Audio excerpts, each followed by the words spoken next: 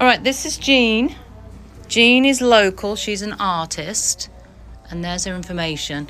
And we're doing a little something for Garden Day here. Of course, we had to have a bee. So this is original art that Jean has made into cards. She's going to have some sample pieces here. She's going to be here so you can meet the artist. But then she's also had them printed and made packs of cards. Okay?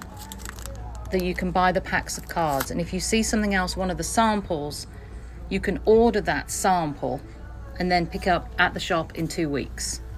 We've got woodpeckers and the cardinal, of course that's the state bird of Virginia, and we've got fruits and vegetables and daffodils, radishes, the eagle, apple. That's a beetroot. Okay, I thought it was a bloody radish. There you go.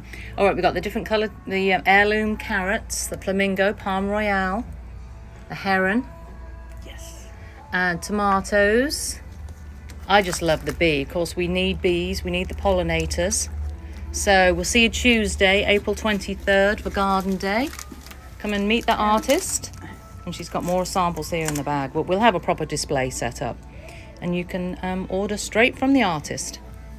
Cheers, Jean. Thank you.